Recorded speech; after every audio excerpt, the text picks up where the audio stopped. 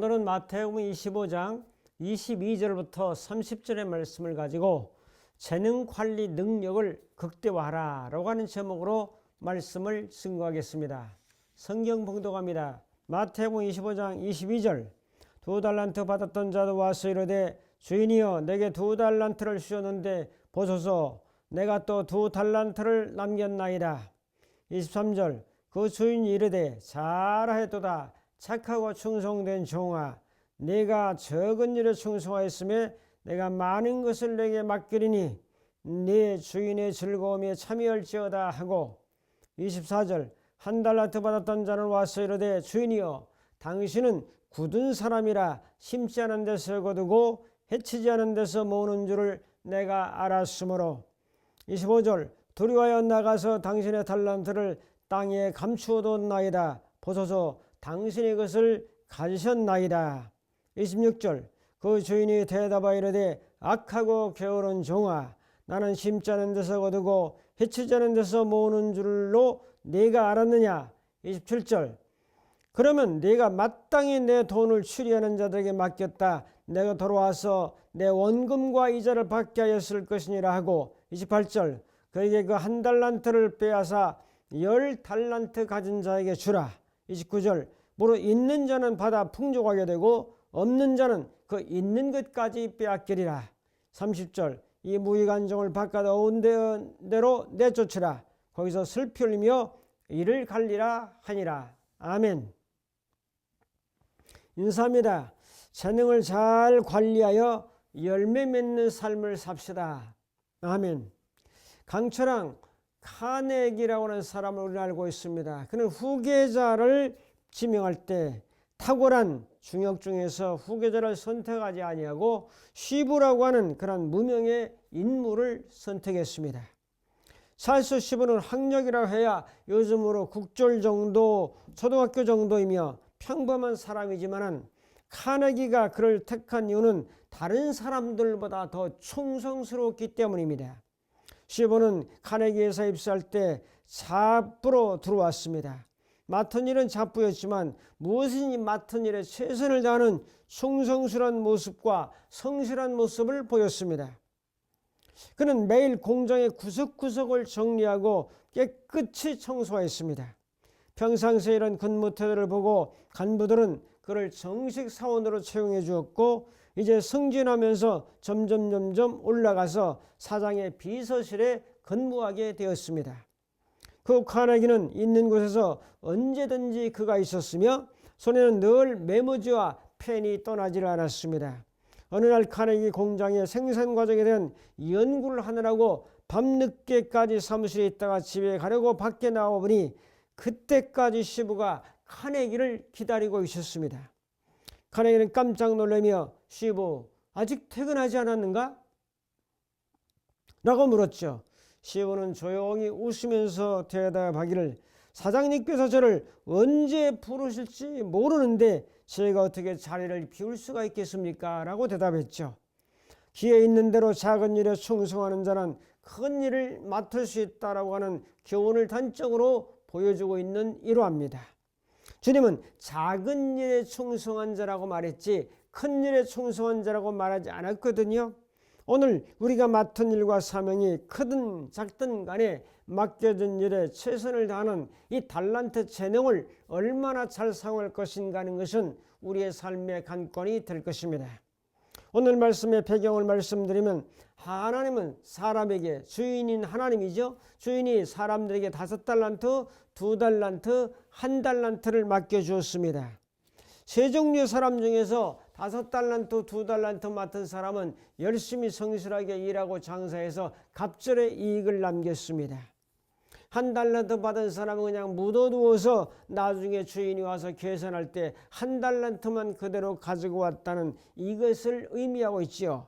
우리는 매일 건강과 시간과 재능과 인간관계와 감성과 또한 모든 면에서 우리는 이 달란트를 관리하는 능력을 발휘해야 되는데 그것을 발휘하지 않고 게으르고 악한 종이 되어서 그걸 발휘하지 않고 묻어두게 되면은 이 1달란트 받은 사람이나 마찬가지다 하는 교훈을 오늘 성경은 말씀해 주고 있습니다. 오늘 말씀을 통해서 몇 가지 관리적인 측면에서 인생은 관리다라고 하는 측면에서 말씀을 드리려고 합니다. 첫 번째로 재능은 하나님이 주시는 것입니다.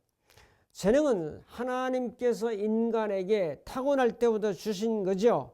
타고난 재능들을 잘 성장하면서 개발하면서 발전시키면 좀 더 효과적이고 효율적인 사람이 될 수 있죠.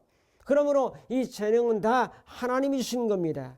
사람마다 재능의 종류가 다른데 이 재능은 하나님과 이웃을 위해서 사용하라고 주신 거죠.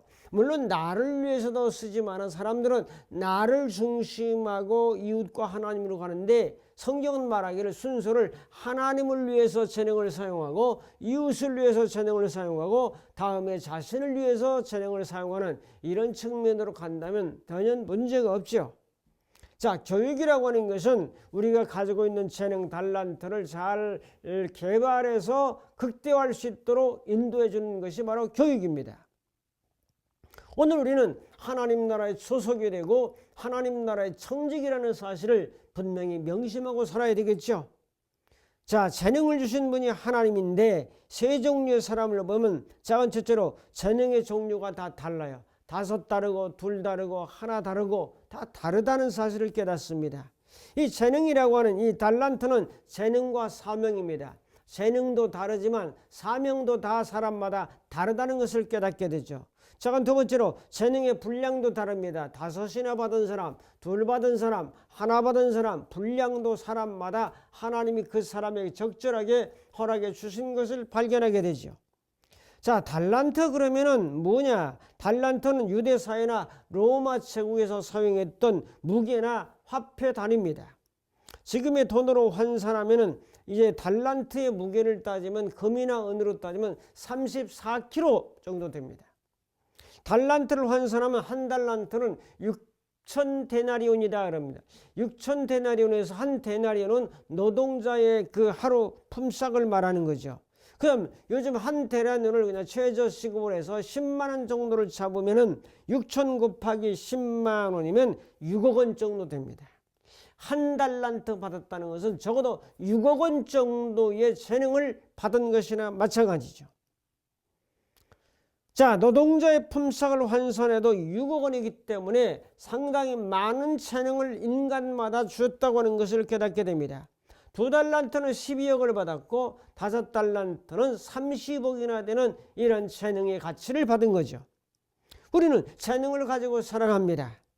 자, 이 재능을 가지고 이제 우리가 40여 년 동안 일을 한다 했을 때 하나님이 주신 재능으로 한 달에 최소로 해서 200만 원씩 벌어서 40년을 살았다고 하면 한 10억 정도가 됩니다. 아무리 적게 해도 10억 정도의 가치를 가지고 환산해서 우리는 살았다는 것을 깨닫게 됩니다. 한 달란트의 재능은 상당히 많은 액수의 재능이었다 하는 것을 우리가 인정하고 감사하고 고맙게 살아야 된다. 그래서 모든 재능은 누가? 하나님이 주시는 것이다. 둘째로 재능을 잘 관리하며 살아가야 합니다. 자, 재능은 종류가 많아요. 저는 늘 외칩니다. 인생은 관리이다. 자기의 재능을 얼마나 잘 관리했는가에 따라서 인생의 결과가 다르다는 것을 늘 강조합니다. 그래서 주님 앞에 설 때 하나는 상급이요 하나는 심판으로 갈려진다는 사실을 이 달란트 비유를 통해서 우리에게 교훈해 주고 있습니다. 하나님 우리에게 주신 것은 무엇이 있을까요? 자, 뭘 관리해야 될까요? 작은 첫째로 건강 관리를 잘해야 됩니다. 건강이 무너지면 비전과 꿈도 다 무너지게 되죠. 그러면 건강 관리를 잘하는 것은 대단히 중요하다고 늘 역설합니다. 자, 뭐가 있죠? 음식, 균형 잡힌 음식을 먹어야 됩니다. 단백질, 탄수화물, 지방, 바이타민, 그리고 광물질, 무기질을 잘 흡수해서 먹으면 건강하게 살 수 있죠. 그 다음에 운동을 해야죠. 심폐기능 강화를 해야 되고, 그래서 걷기, 달리기, 수영, 등산, 자전거, 줄넘기 뭐 이런 것들은 심폐기능을 강화하고, 근육은 헬스장을 가고 아령 같은 걸 하고 턱걸이라든지 캐틀벨, 역기 이런 것들을 하시면 됩니다. 또한 이제 하체 운동을 많이 해서 하체를 단련시켜야 되죠. 그 다음에 유연성 운동, 스트레칭이라든지 요가라든지 맨손 체조, 국민 체조, 몸을 부드럽게 만들어야 되죠. 그 다음에 평형 감각을 위해서 한 발 들고 서서 눈 감고 있다든지 그냥 서서 몇 초 동안 있든지 1분 동안 있든지 이런 것들에서 평형 감각을 발목에서부터 온 허리와 온 이 등과 어깨와 이런 것들을 유지하도록 이 평형 감각을 유지해야 되죠. 자, 그 다음에 우리는 뭐 스트레스를 줄여야 됩니다. 스트레스를 받지 말아야 되죠. 자, 스트레스를 안 받으려면 묵상을 하고 깊은 복식호흡을 하고 평안한 마음을 가지고 사랑으로 사람들을 대하고 이해심을 넓히고 또 용서할 건 용서하고 그래야 내가 스트레스를 안 받고 건강한 삶을 살 수 있는 거죠. 그 다음에 정기적인 건강검진이 필요합니다. 암을 발견하든지 심장질환이 있다든지 중풍이나 뇌혈관질환, 치매검사 등등을 해서 우리가 늘 검진을 통해서 병을 조기에 발견해서 치료한다면 건강한 삶을 살 수 있죠. 그래서 우리는 건강관리를 잘하자 하는 것이 기본입니다. 그 다음에 우리는 재능관리를 해야죠. 재능관리를 어떻게 내가 받은 재능이 뭔가 재능을 파악해야 됩니다. 어떤 데 강점이 있고 어떤 데 약점이 있는가 탐색을 해서 말을 잘하든지 글을 잘 쓰든지 운동을 잘하든지 악기 연주를 잘하든지 노래를 잘하든지 인간관계가 좋아서 장사를 잘할 사업인지 체력이 좋은지 디자인을 잘하는지 컴퓨터를 잘하는지 공무원 소질이 있는 건지 교육에 강점이 있는 건지 농사를 잘 짓는 건지 이런 모든 음식을 잘하는 건지 모든 것들을 따지고 살펴서 내 재능이 무엇인가를 파악해요.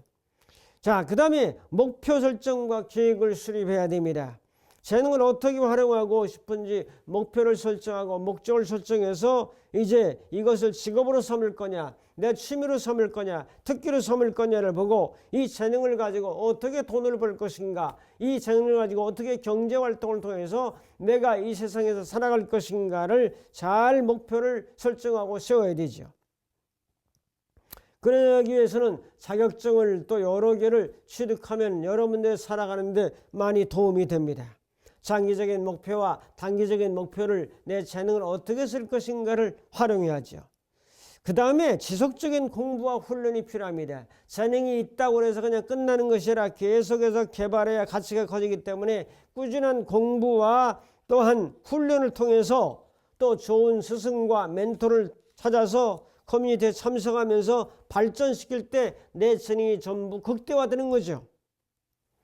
그 다음에 재능을 활용해야 됩니다. 실전 경험을 통해서 실전에 나가서 활용해 가지고 여러 프로젝트에 참여하면서 내 재능을 점점 향상시킬 수 있도록 그렇게 자기 재능을 관리해야 되는 거죠. 그리고 자기 관리와 자기 돌봄이 필요한데 한쪽에 너무 집중하다 보면 체력 소모가 돼 가지고 번아웃 되는 그런 경우도 있으니까 휴식과 또한 노력과 균형을 잡는 것은 대단히 중요합니다. 또한 재능으로 영향력을 확장해야 됩니다. 자기가 주는 영향력을 자꾸 알리고 홍보하고 SNS라든지 블로그라든지 유튜브라든지 다양한 채널을 활용해서 자기의 재능을 알려야 될 것이며 쇼츠라든지 인스타그램이라든지 또한 포토샵이라든지 캔버라든지 유튜브라든지 이런 걸 활용해서 자기의 재능을 점점 알려서 극대화시켜야 되죠. 요즘은 뭐 장사가 네이버라든지 이런 데 올리지 않으면 장사가 안 될 정도입니다. 그것 보고 사람들이 찾아오는 경우가 많이 있잖아요. 그래서 이런 그 매체를 또 활용해서 나가는 것도 대단히 중요한 거죠. 그건 세 번째로 재물관리입니다. 벌기는 힘들고 쓰기는 하루아침에도 100억도 쓸 수 있어요. 기부하면 되니까 그 100억을 모으려면 얼마나 힘들겠습니까, 여러분? 적어도 여러분들이 뭐 평생 뭐 200만 원씩 40년 모으면 10억 되니까 뭐 10억은 못 벌겠습니까, 여러분? 사람 또 20억도 벌잖아요. 자, 여러분 뭐 집 한 채 가지고 있어도 뭐 5, 6억, 7, 8억, 10억, 12억 뭐 이렇게 또 뭐 강남에는 한 평에 1억 정도 되니까 그 이상 되는 것도 있고 30평이면 30억이고 그렇지 않습니까?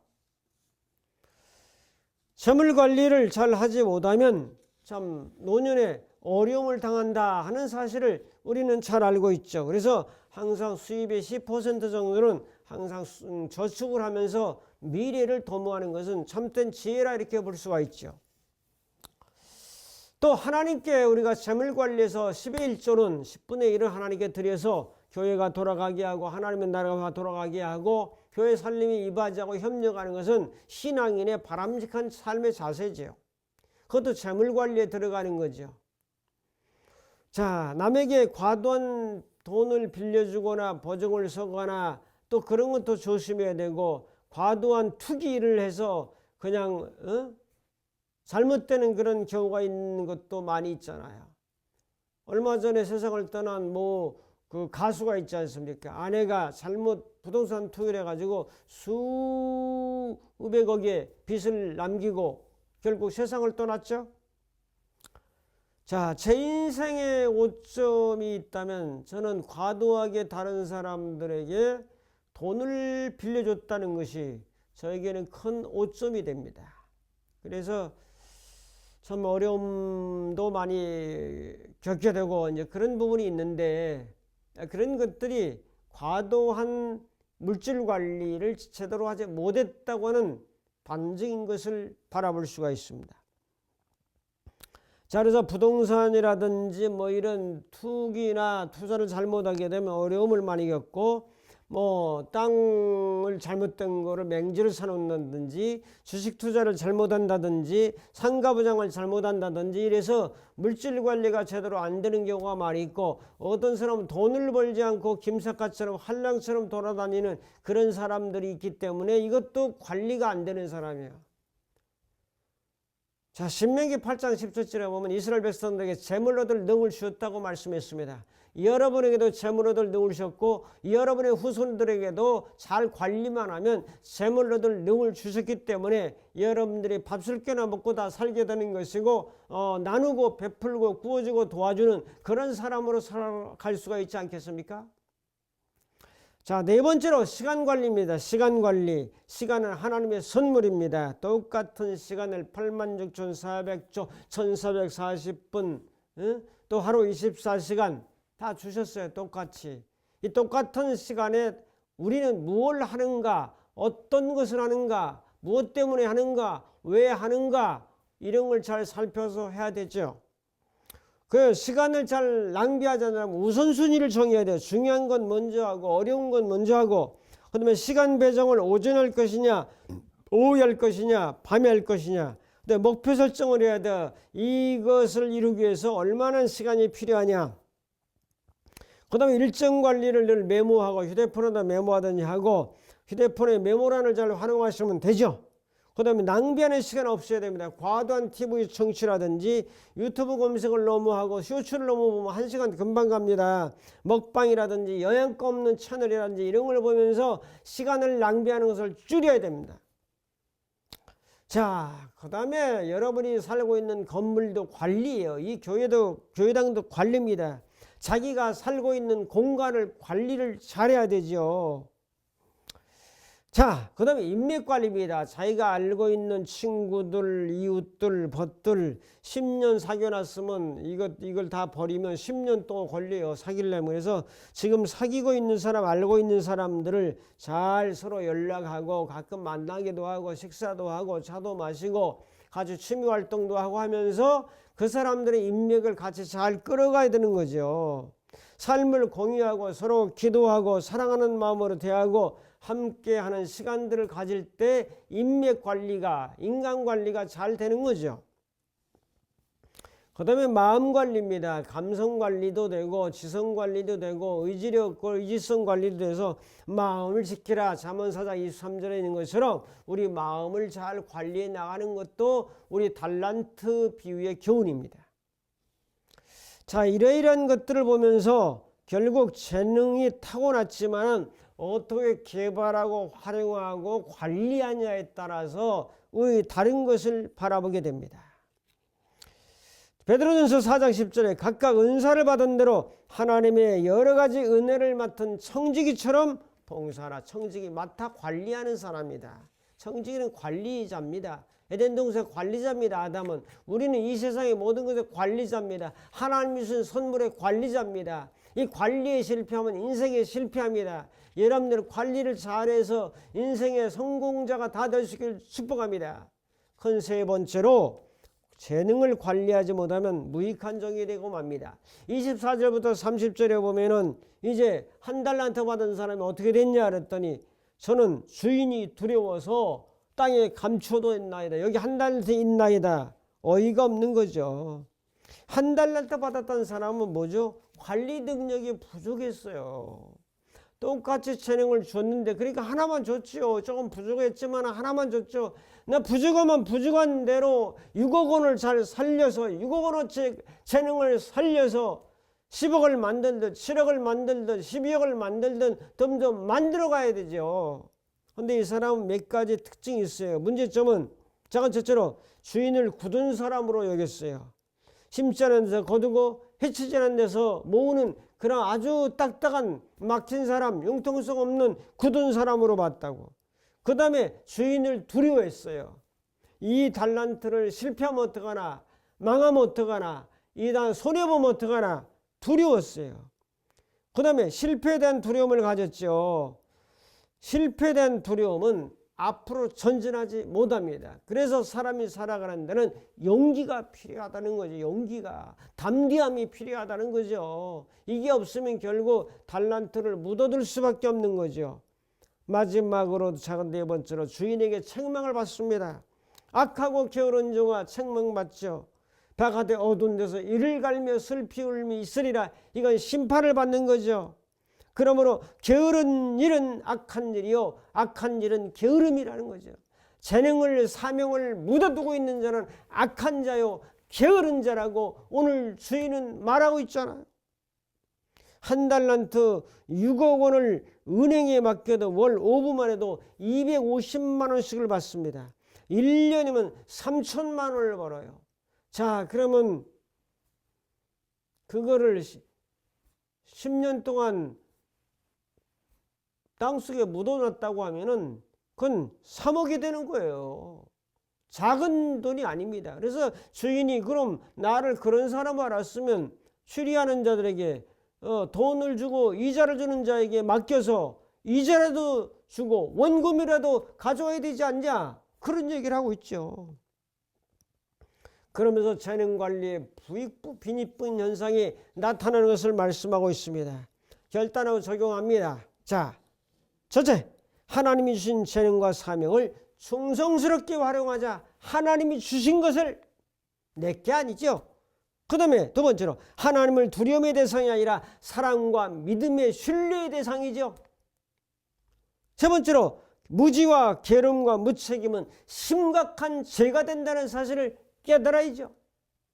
네 번째로 주님 앞에 계산할 때가 있음을 기억하고 심판받는 자가 아니라 상급을 받는 착하고 충성된 종아 내가 잘하였도다 칭찬받고 상급받는 우리 모두가 되기를 주님의 이름으로 축복합니다. 기도하겠습니다. 고마우신 주님, 2달란트 5달란트 받은 착하고 충성된 종으로 살아가는 저희들 될지언정 1달란트 받은 자가 되어서 묻어두고 게으르고 악한 종이 되지 아니하도록 저희들 일깨워 주시고 주신 재능들을 잘 관리할 수 있는 관리 능력에 극대화할 수 있는 저희들 되도록 인도하옵소서. 예수님의 이름으로 기도하옵나이다. 아멘. 이제는 우리 주 예수 그리스도의 무한하신 은혜와 하나님 아버지의 극진하신 사랑하심과 성령님의 감화 감동 인도 충만 교통하심이 자기 재능을 잘 관리하며 살기로 결단하는 모든 심령들 머리머리 위에 저들의 가정과 섬기는 교회와 이 나라의 민족과 전 세계 위에 이제부터 영원토록 함께 있을지어다. 아멘.